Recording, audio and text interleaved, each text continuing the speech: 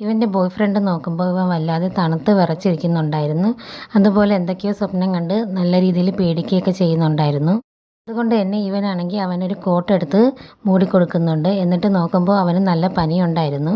അവൻ പനി ഉണ്ടോയെന്ന് നോക്കുന്ന സമയത്ത് ഇവനാണെങ്കിൽ അവൻ്റെ കൈ കയറി പിടിക്കുന്നുണ്ട്.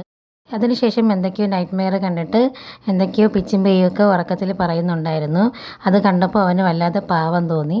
അങ്ങനെ അവനെ വീട്ടിലേക്ക് എടുത്തുകൊണ്ട് പോകാൻ വേണ്ടി നോക്കുന്ന സമയത്ത് ഇവനാണെങ്കിൽ അവനെ കയറി കെട്ടിപ്പിടിക്കുന്നുണ്ട്. വല്ലാതെ പേടിച്ചിട്ട് അവൻ അതുപോലെ നല്ല രീതിയിൽ അവനെ സമാധാനിപ്പിക്കുകയൊക്കെ ചെയ്യുകയാണ്. എന്നിട്ട് അവനെ റൂമിലേക്ക് എടുത്തുകൊണ്ട് പോവുകയാണ്. എടുത്തുകൊണ്ട് പോയി അവനെ കിടത്തുന്നുണ്ട്. കിടത്തിയതിന് ശേഷം അവൻ അവിടെ നിന്ന് പോകാൻ നോക്കുമ്പോൾ അവൻ്റെ ബോയ് ഫ്രണ്ട് ഇവൻ്റെ കൈ കയറി പിടിച്ചിട്ട് ഒട്ടും തന്നെ അവനെ വിടുന്നുണ്ടായിരുന്നില്ല. അതുകൊണ്ട് തന്നെ അന്ന് രാത്രി ഫുള്ളും അവൻ അങ്ങനെ അവിടെ ഇരിക്കുകയാണ്. അങ്ങനെ ഇരുന്നു കൊണ്ടാണ് അവൻ രാത്രി കിടന്ന് ഉറങ്ങുകയൊക്കെ ചെയ്യുന്നത്. പിറ്റേ ദിവസം അവൻ കണ്ണു തുറന്ന് നോക്കുമ്പോൾ ഇവൻ്റെ കൈ അവൻ്റെ ദേഹത്ത് തന്നെ ഉണ്ടായിരുന്നു. പക്ഷെ അവൻ എന്തോ പോലെ ഒരു രൂപം കണ്ടിട്ട് അവൻ പേടിച്ച് ഞെട്ടി എണീക്കുകയാണ്. അപ്പോഴവൻ ചോദിക്കുന്നുണ്ട്, ഇന്നലെ ഞാൻ രാത്രി ഇവിടെ അല്ലല്ലോ കിടന്നത്, എങ്ങനെയാണ് ഇവിടെ കിടന്നതെന്നൊക്കെ ചോദിക്കുകയാണ്. അപ്പോൾ അവൻ പറയണം, ഇന്നലെ രാത്രി നിനക്ക് നല്ല പനിയായിരുന്നു, അതുകൊണ്ട് ഞാൻ നിന്നെ ഇവിടെ കൊണ്ട് കിടത്തിയതാണ്. ഇന്നലെ രാത്രി നീ എൻ്റെ കൈ വിടാതെ പിടിച്ചത് കാരണം എനിക്ക് ഉറങ്ങാൻ പറ്റിയില്ല, ഞാൻ ഇവിടെയാണ് കിടന്നതെന്നൊക്കെ അവൻ പറയുന്നുണ്ട്.